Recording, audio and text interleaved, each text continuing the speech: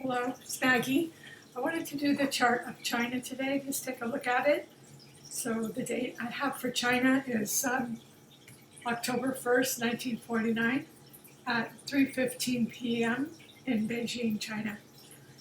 So take a look at their chart. They have Sun in Libra, a lot of air, Sun in Libra, Ascendant Aquarius, and the Moon in Aquarius. So that's three air signs right there. So they're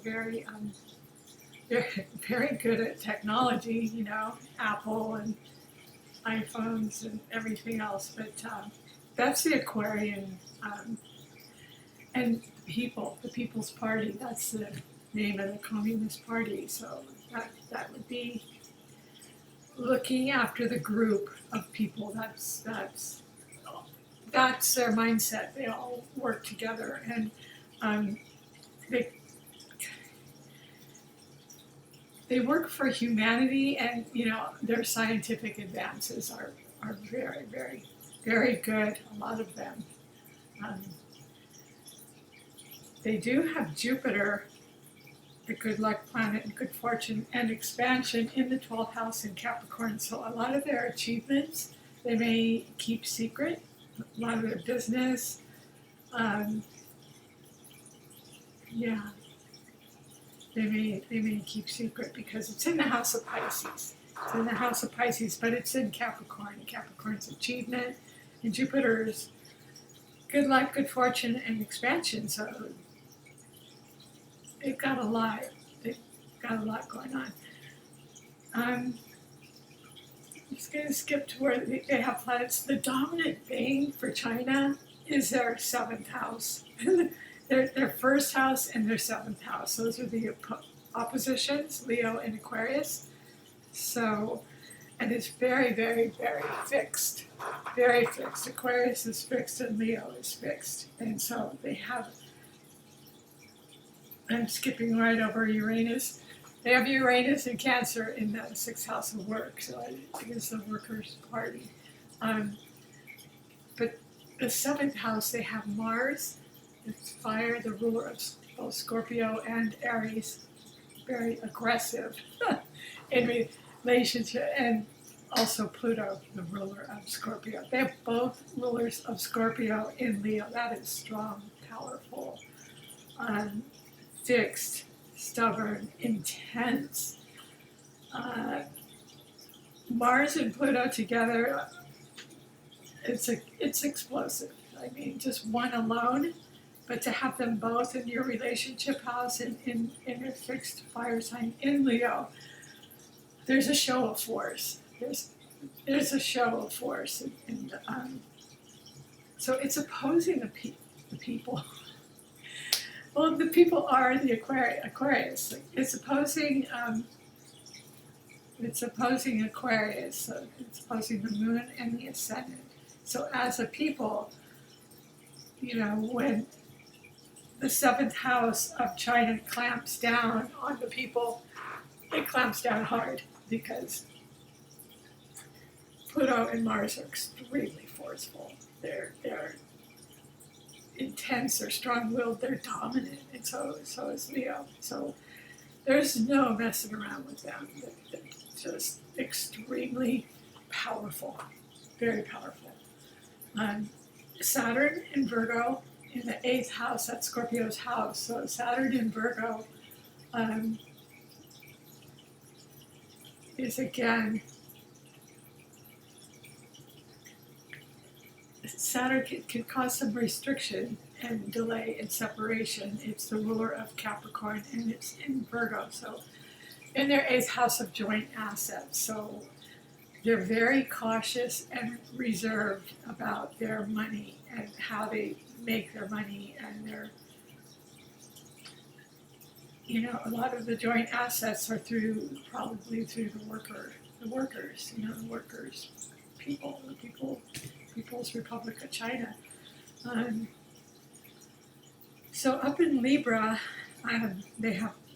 China has the Sun, Mercury, and Neptune. So that could be very diplomatic, very pleasant, very healing. However, with Neptune there, it can also be confusing, sometimes deception, illusion.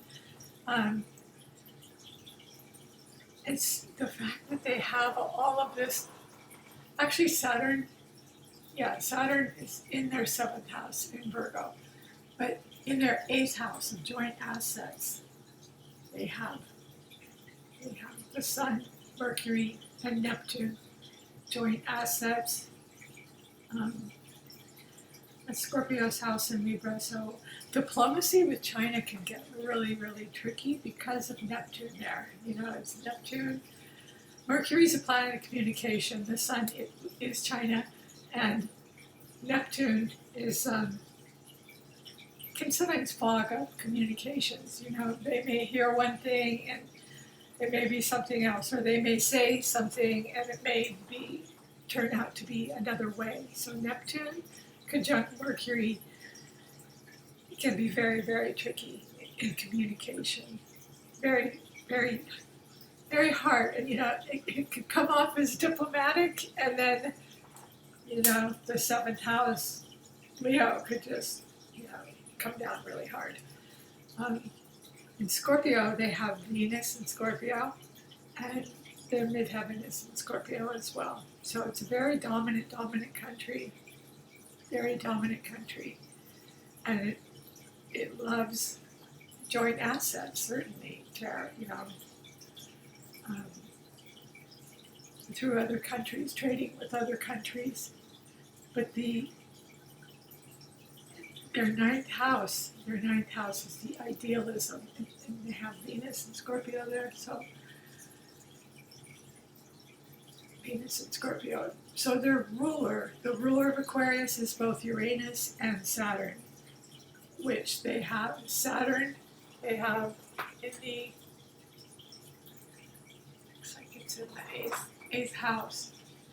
They have a lot in the eighth house. Saturn is in the eighth house in Virgo, whereas Sun, Mercury, and Neptune are in the eighth house as well, but they're in Libra. So Saturn is the workers, like I was talking about.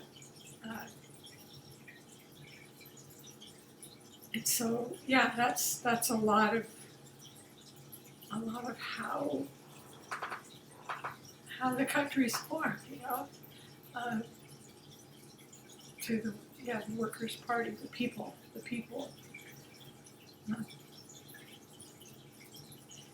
And Jupiter in Capricorn, there's a lot of secrets. In business, there's probably a lot of business dealings behind the back, or maybe through bribes or whatever.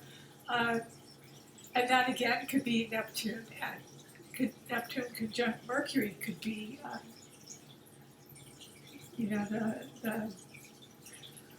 the confusion in, or sometimes deception in communication, like, you give me this, I'll give you that. A lot of that could be going on, especially with Jupiter in the 12th house. And it's the ruler of the 12th house, but it's in Capricorn, making me say it's about business, because Capricorn is pretty much business achievement, authority. You have to kind of bribe your way up to the top. So the People's Party. So Uranus is in Cancer. Uranus is in Cancer in the sixth house of work. So that sudden, unpredictable change in the homeland, in the work. Well, it's home, work, health. So their healthcare system is probably very changeable and very, very different, for one thing. And maybe what nurtures them are, it's just, I was going to say just a whole different culture, but I think it would keep changing. I think Uranus in the sixth house of work and health is very, very changeable. So again, it would depend on the job, on the situation, you may not get good health care. You may have to bribe your way into getting good health care. So anyway, I hope you enjoyed this. If you do, please like, subscribe, and share. And take care, everyone.